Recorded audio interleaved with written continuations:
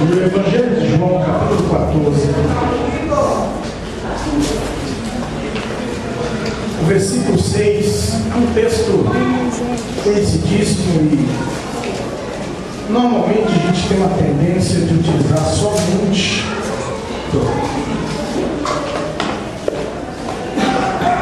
em evangelismo pessoal. Declaramos essas palavras para alguém e dificilmente a gente para pregar sobre isso. Mas aqui tem muita revelação nesse texto. E isso fala muito, esse texto fala muito forte no coração. Eu gostaria de compartilhar com vocês. 14, versículo 6 de João, nos diz assim: disse-lhe Jesus: eu sou o caminho e a verdade e a vida. Ninguém vem ao Pai senão por mim. Esta palavra, ela me chama a atenção porque Jesus está falando isso numa quinta-feira, véspera da sexta-feira da paixão. Jesus está no cenáculo e é a sua última ceia. Ele está com os discípulos, 12 ali reunidos. E o interessante é que ele começa a dar algumas instruções. No capítulo 13, você descobre aquele momento que Jesus ensina a sermos servos uns dos outros. Ele dá o exemplo, lavando o pé de cada um dos discípulos. E quando chega no capítulo 14, ele introduz uma palavra muito reveladora: não se turbe o vosso coração. Por que isso? Porque ele tinha revelado que iria morrer. E de repente os discípulos estavam entristecidos. E agora é no momento que até Pedro, ele questiona, quando Jesus disse que o caminho que eu tenho que seguir, você não pode seguir. Disse: mas como não? Por ti eu daria até a minha vida. Era o que Pedro estava declarando. Jesus pergunta no capítulo 13, versículo 38: tu darás a tua vida por mim? Na verdade te digo que não cantará o galo enquanto me não tiveres negado 3 vezes. Isso aí é uma outra pregação. A gente tem que parar para meditar exclusivamente sobre isso. Eu já ministrei alguma coisa sobre isso aqui, mas é uma outra pregação. Mas quando chega no capítulo 14, Jesus diz: não se turbe o vosso coração. Estava todo mundo entristecido com as declarações de Jesus que ele ia morrer. Não se turbe o vosso coração, crede em Deus, crede também em mim. Na casa do meu pai há muitas moradas, se não fosse assim eu vos teria dito, pois vou preparar-vos lugar. E se não for, e se eu for e vos preparar lugar, virei outra vez e vos levarei para mim mesmo, para que onde eu estiver estejais vós também. Mesmo vós sabeis onde vou e conheceis o caminho. Aí disse-lhe Tomé, dá um nó na cabeça na hora. Ele diz: Senhor, não sabemos. Nós não sabemos para onde vais e como podemos saber o caminho. E disse Jesus: eu sou o caminho. Quando você nota sobre essa questão, esse aspecto do caminho, Jesus ele vai tratar sobre isso. Em Mateus, no capítulo 7, versículo 13: entrai pela porta estreita, é o que Jesus disse, porque larga é a porta e espaçoso o caminho que conduz à perdição, e muitos são os que entram por ela. E porque estreita é a porta e apertado o caminho que leva à vida, e poucos há que a encontrem. E aqui a gente para refletir um pouco sobre essa questão do caminho. Quando Jesus fala: eu sou o caminho, trilhar nos caminhos de Jesus não é fácil. Está sendo apresentado um evangelho nos dias de hoje muito fácil, um evangelho muito tranquilo, e eu estava ouvindo o povo pregar, e ele dizia que ele pastoreava uma igreja na Nigéria, e quando um nigeriano diz: eu estou aceitando Jesus, ele sabe que de fato ali há conversão, porque isso implica em vida ou morte. Muitos deles são muçulmanos e implica em entregar a sua vida a Cristo e saber que com essa declaração é morte na certa. Então, obviamente, ninguém vai dizer eu aceito Jesus se não estiver disposto a morrer por Jesus. Aqui no Brasil o negócio é muito diferente. Você diz assim: eu aceito Jesus. Parece algumas vezes que a gente está numa feira, né? Uma banca de peixe oferecendo: aqui tem Jesus mais barato, quem quer mais? Promoção do dia, quem quer Jesus aqui? A gente fica meio que implorando para as pessoas aceitarem Jesus e andar no caminho. E quando a gente para analisar a responsabilidade que nós temos como cristãos, quando você para analisar o que é ser um cristão, o que é andar em Cristo, andar nesse caminho cristão, o que é viver em Cristo, você analisa de uma maneira tranquila, reflexiva e muito ponderada que servir a Cristo é algo muito sério. É algo muito sério, importante e decisivo. Escute uma coisa, queridos: a nossa vida cristã não está resumida apenas a esta vida. Quando você toma uma decisão por Cristo, você toma uma decisão por Cristo sabendo que isso implica na vida eterna. Quem tem certeza aqui de que é salvo em Cristo Jesus? Quem tem essa certeza? Levanta a sua mão. Só quem tem certeza. Levanta. Faça força para levantar e sustentar.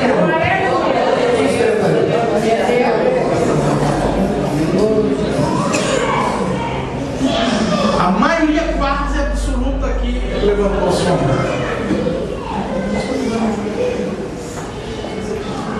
E é nesse instante que a gente para refletir e ver o seguinte: o caminho que nós temos que trilhar, esse caminho onde Jesus disse: eu sou o caminho, não é o caminho que o mundo oferece, não é o caminho largo, não é o caminho das facilidades, não é o caminho do jeitinho brasileiro, não é o caminho mundano, não é o caminho que deixa as pessoas de qualquer jeito, não é o caminho descompromissado, não é um caminho desmantelado, não é um caminho sem santidade.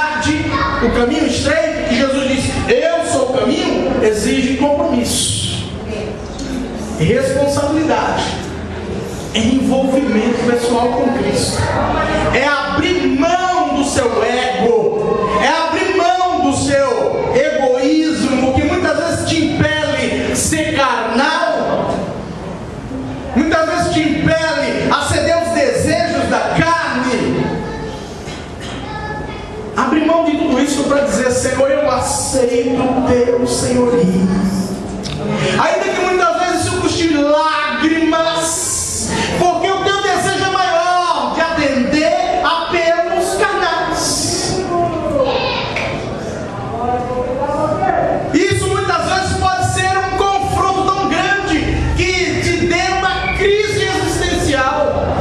Será que vale a pena ser crente? Olha, eu estou passando tantas lutas, eu estou enfrentando tantas dificuldades. Você vê um jovem, um adolescente, ele vê os amigos indo para a balada, logo ele já encontra meninas e meninos tendo relações sexuais muito novo, e de repente encontra outros fumando droga, dizendo que é a maior viagem da vida, e de repente você encontra outros bebendo e enchendo a cara, e ele diz: puxa, isso é a maior diversão, que legal.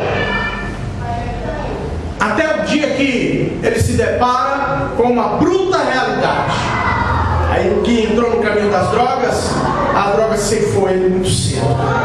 O que entrou pelo caminho do alcoolismo começa a ter uma vida totalmente desastrosa. Com quem ele se relaciona, familiares, namoradas, e se casar é muito mais desastroso ainda, porque o alcoolismo vai destruir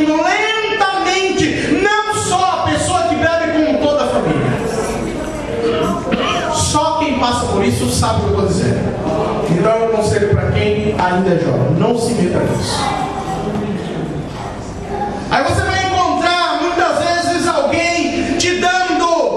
Olha, queridos, na minha adolescência eu tinha meus tios, irmãos do meu pai, homens bonitos, charmosos, que chamavam a atenção das moças, e eu olhava para eles e tinha eles como referencial de homens bonitos. Eu dizia, eu quero ser isso. Eu queria ter um cabelo como o do meu tio Rubens. Ele tinha um cabelo tão bonito. Eu dizia, eu quero ser assim. E eu questionava com Deus. Eu digo, Deus, por que tu não me fez assim?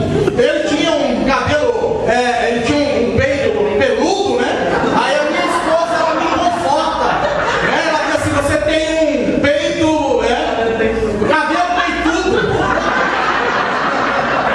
Eu queria ter aquela camiseta de pelo que ele andava, eu queria ser aquele negócio, eu quero andar assim. E da família do meu avô, meu pai não teve essa camiseta, e eu também não tive. Geneticamente não tive. E a gente ficou como o cabelo peitudo. Bom, e eu questionava, eu estava em crise existencial na minha adolescência, por que eu não sou assim? E eu queria até imitar meu tio, que ele tinha as pernas tortas, eu queria andar igual ele, e cortar as minhas pernas, para fazer um charme para as crianças. Jesus. Mas eu vi o caminho que eles escolheram mais tarde, o caminho que eu escolhi. A princípio eu fui seduzido por aquilo na minha adolescência. Dos 13 aos 15 anos, aquilo, infelizmente, me afastou da presença do Senhor. Me trouxe vergonha, me trouxe tristeza, decepção, muitas feridas, muitos traumas que demoraram a se curar. Foram 2 anos que me marcaram quase toda uma vida.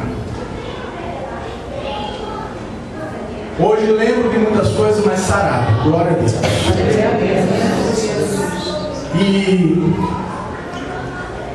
perdi o meu tio Lucas, que a gente amava e admirava muito.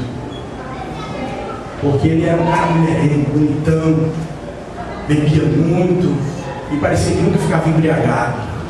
Era um cara amigo de todo mundo, tinha muitas amizades. No enterro dele era tanta gente que a gente nunca imaginava que um garoto podia ter tantos amigos como ele tinha.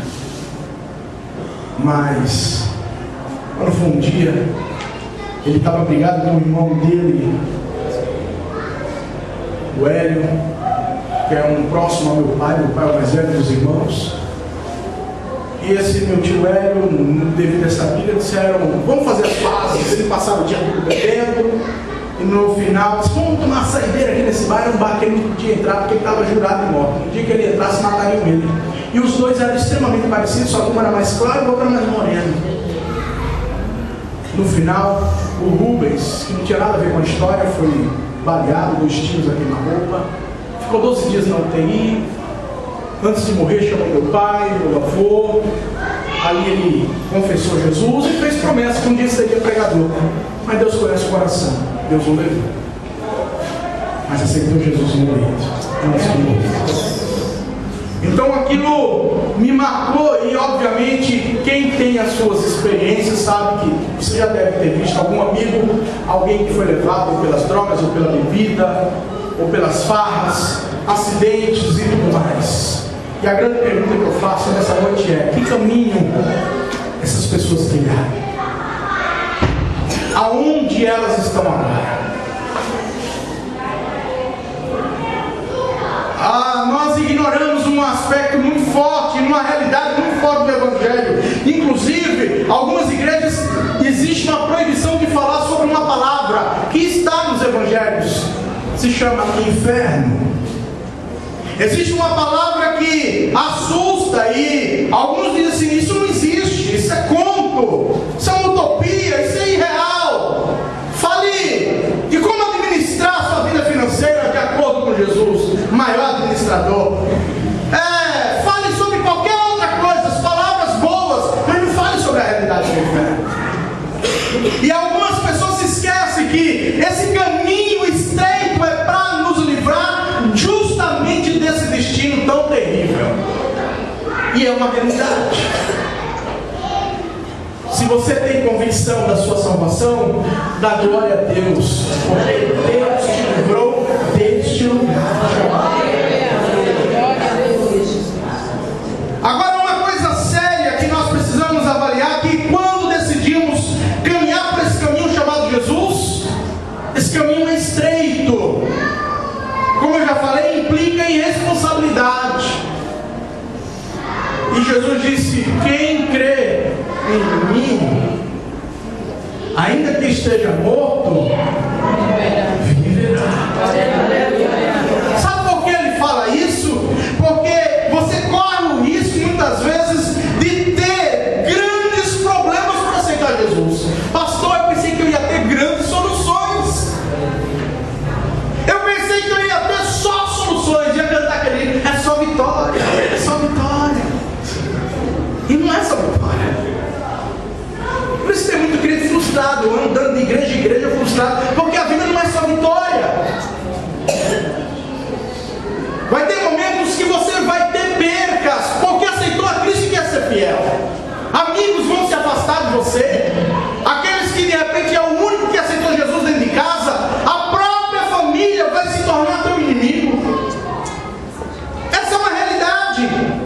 Quando Jesus ele fala assim: assim os inimigos do homem serão os seus próprios familiares. De repente, marido se levanta contra a esposa, porque a esposa aceitou Jesus e ele não. E ele diz: antes você andava comigo, agora não. Antes você fazia isso, agora não. E começa o conflito, o desafio. E aí surge a necessidade: a quem eu devo servir? Em quem eu devo crer? Em quem eu devo me apoiar? O desafio cruel. Aí no versículo 37 diz: quem ama o pai ou a mãe mais do que a mim não é digno de mim. E quem ama o filho ou a filha mais do que a mim não é digno de mim. Quantas pessoas, querido, colocam como condição da sua salvação, de permanência numa igreja, a salvação de outrem? Se Jesus salvar meu filho, eu servirei para sempre. Se não, não. Se salvar a minha esposa, se salvar o meu esposo, se libertar, se transformar, se isso, se aquilo outro, se, irmão, você que corre um grande perigo.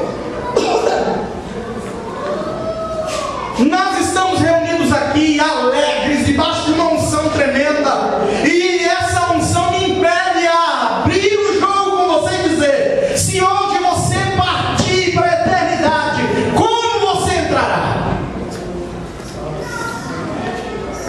Às vezes nós ficamos guerreando, criando picuinhas, criando problemas e tantas coisas, só que esquecemos que a responsabilidade da vida cristã é minha, é pessoal, é minha. Assuma a sua responsabilidade. Cada um dará conta de si diante de Deus. É aquele instante que eu tenho que parar para analisar e ver o seguinte: ah, tudo bem, só que de vez em quando, eu não, olha, de vez em quando, pastor, eu faço umas coisinhas. A responsabilidade é pessoal, é tua vida com Deus. Ah, eu não quero agora, eu vou curtir, eu sou jovem, eu posso, é responsabilidade pessoal.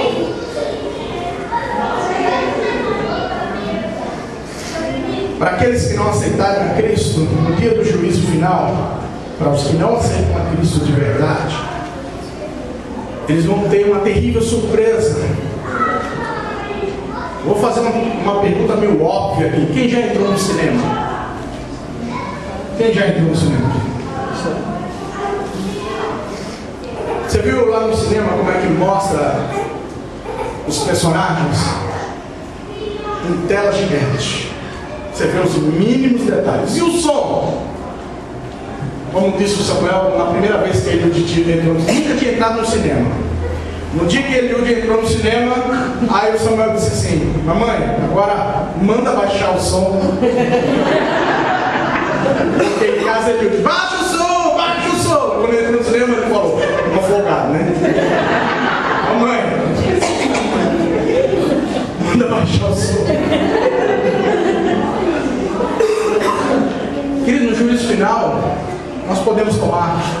como exemplo um grande telão, um som audível para ninguém ter dúvida do que está sendo falado. Minha imagem, isso não é em HD, querido. Não,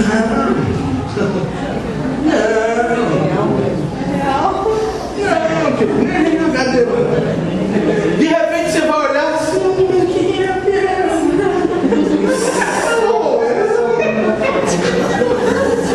meu Deus! Não! Fazendo aquilo, não, ninguém tinha visto até hoje. Vai ficar de boca aberta. Toda a podridão da vida aparece naquele dia. A Bíblia diz em Apocalipse, no capítulo 20, que aqueles que enfrentarem o tribunal, ou melhor, o juízo final, serão julgados pelos livros de suas obras. Tudo que fazemos está sendo registrado. O que você fala está sendo registrado. O que você pensa está sendo registrado. Por onde você anda está sendo registrado. Tudo que você faz está sendo registrado. Você pode esconder de todo mundo. Querido, eu me engano. Eu posso me enganar, olhar para você e dizer: oh, querido! E realmente não ser tão querido assim, entendeu? E é nesse instante que a gente tem que analisar que caminho procurar. A porta é estreita, o caminho é estreito. Quer entrar no céu? Se céu é utopia para você, deixa para lá essa história. Se você está aqui só por um convívio social, que é legal estar aqui, esquece o que eu estou falando. Só que eu vou te falar uma coisa: não se surpreenda com o que você vai encontrar do outro lado da vida. Agora, para quem consegue crer em Jesus Cristo como seu único e suficiente Salvador, quem consegue crer que Jesus morreu na cruz para nos salvar, quem consegue crer que Jesus, ele disse que não nos deixaria órfãos, mandaria o Consolador, o Espírito Santo da promessa, ele estaria conosco todos os dias. Aquele que consegue crer que o Senhor falou que estaria cuidando de nós, pode ter certeza de uma coisa: vai valer a pena, como vai valer a pena, vai valer a pena ser fiel, vai valer a pena andar pelo caminho estreito, vai valer a pena andar pela porta estreita, vai valer a pena muitas vezes ser xingado, vai valer a pena muitas vezes passar por muitas dificuldades na vida, vai valer a pena inclusive ser excluído de alguns relacionamentos, porque eles não creem em Jesus como você crê. Talvez te chame de quadrado, de besta, de bobo, de bitolado, seja lá do que for, mas eu vou continuar com a palavra de Deus que me declara. Sabe o que a palavra de Deus me declara? Eu sou o caminho, a verdade e a vida. Ninguém vem ao Pai senão por mim. Quer chegar diante do Pai e dizer: vai valer a pena, já valeu a pena, já valeu a pena.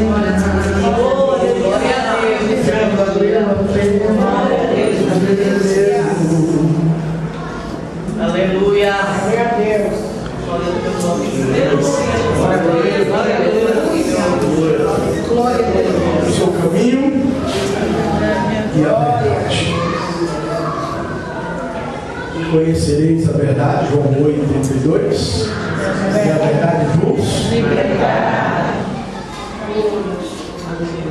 Você pode até ficar chateado: pastor, ele pregou um louvor.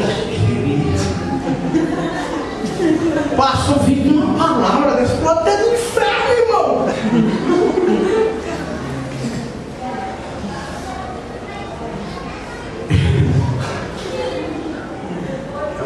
Tem algumas coisas que acontecem na vida ministerial da gente.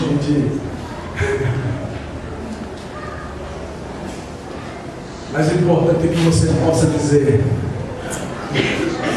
eu entendi. Eu quero um compromisso com Deus. Eu quero viver essa verdade que liberta. Não adianta você estar com um pastor legal, um pastor da hora, um pastor gospel.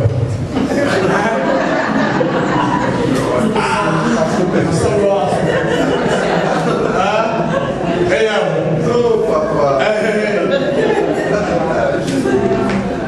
E de repente, querido, a vida cristã ser um vazio. Algumas igrejas, elas produzem tanto entretenimento gospel que tu fica elétrico. Quando você vem de festa, tá assim.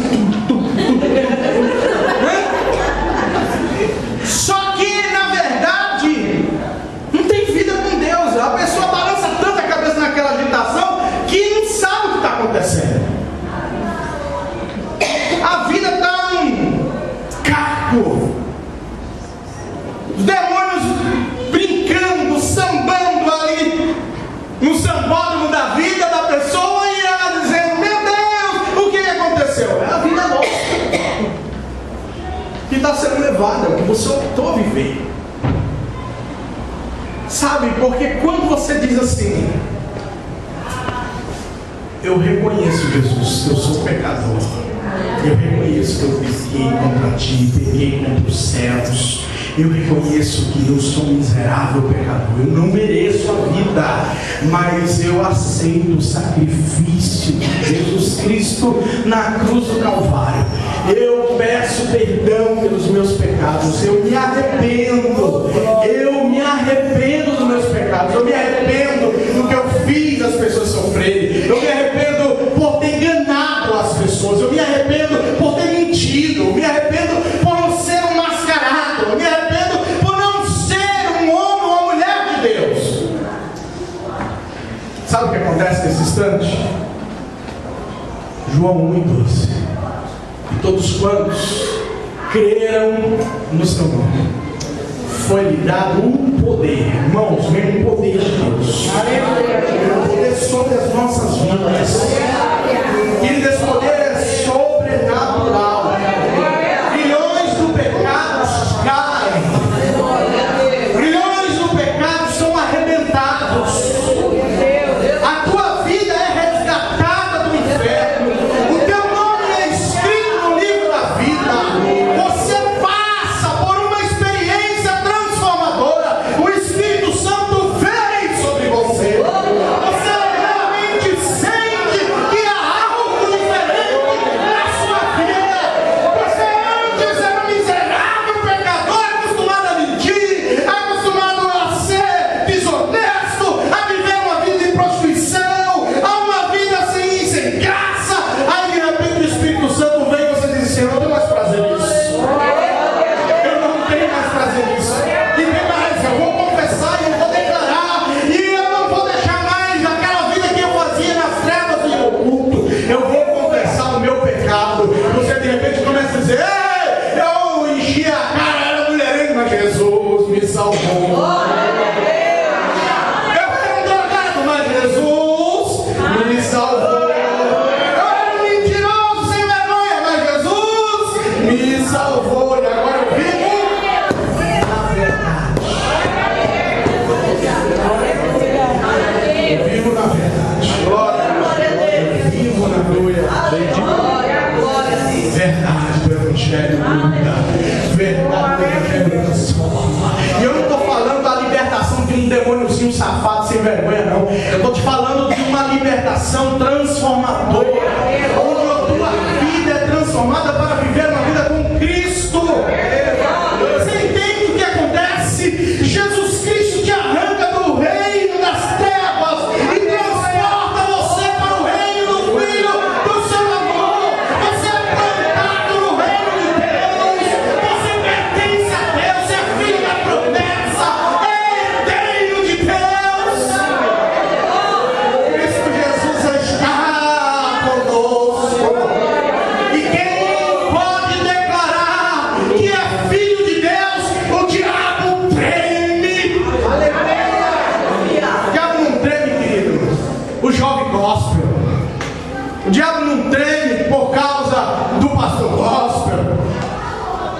Mas o diabo, ele teme de um crente cheio do Espírito. Porque tem convicção da sua salvação. Quer se blindar de ações demoníacas? Creia verdadeiramente em Cristo. Quer se blindar de ataques de Satanás? Creia! Creia em Deus! Creia em Jesus Cristo! Creia que você vai para o céu. Por isso que no capítulo 14 ele diz: não se turbe o vosso coração. Você fica angustiado e fica nervoso, meu Deus, agora o que vai acontecer? Meu Deus, vai acabar tudo, o mundo desabou na minha cabeça, e o que vai acontecer? Não se turbe o vosso coração. Credes em Deus, credes também em mim. Sabe qual era o medo dos discípulos? Jesus vai morrer. Se ele morrer agora, o que vai acontecer com a gente? Acabou tudo, gente. Aí Jesus: está com medo do quê? Não se turbe o vosso coração. Segura na mão de quem estiver do teu lado. Qual é o medo que você tem aí? Qual é o teu medo? Medo de faltar tudo? Medo de faltar recurso, dinheiro, não conseguir pagar suas contas? Medo de repente ser despejado? Medo, sabe, de perder o casamento? Medo, o que você tem medo? Medo de morrer por causa da enfermidade? De que você tem medo? Eu quero te declarar nessa noite, em nome de Jesus: não se turbe o vosso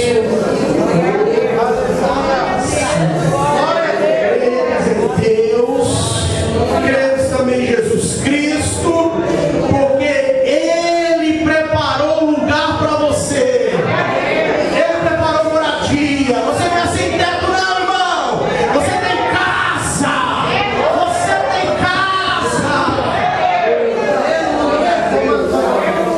Deus já preparou moradia para você. Meu pastor, eu quero uma moradia aqui. Você também quer, irmão? Nossa, eu quero. Quero coisa boa também. Por que não?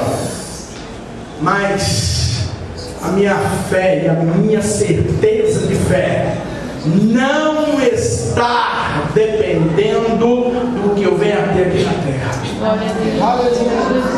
Eu quero o céu. Eu quero estar com Cristo no céu.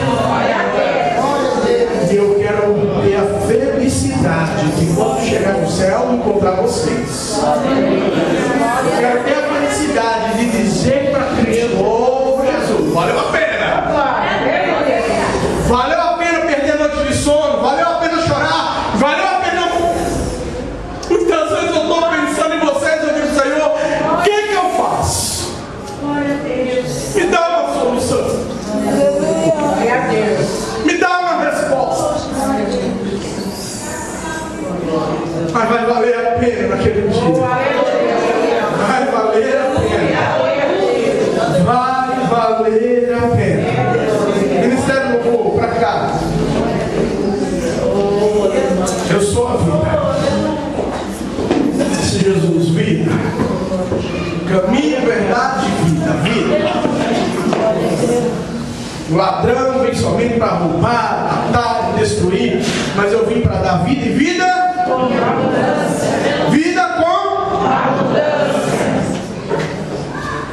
Não se contente com o que você está vivendo. Queira mais. Queira mais de Deus. E eu estou me referindo à vida com Deus. As demais coisas vos serão acrescentadas. As demais coisas vos serão acrescentadas. Queira mais de Deus. Tenha comunhão com Ele. Tenha certeza. Tenha alegria. Porque o Senhor vai te abençoar. Amém, querido? A maior bênção que um crente pode ter é ele dizer: eu estou bem com o Mestre. Eu estou com Ele. Eu e Jesus sou assim. Tem um hino bem antigo que dizia: eu e Jesus somos um só, unidos pelo amor maior. Eu e Jesus. É isso. A trombeta soou e a gente salva pelo com.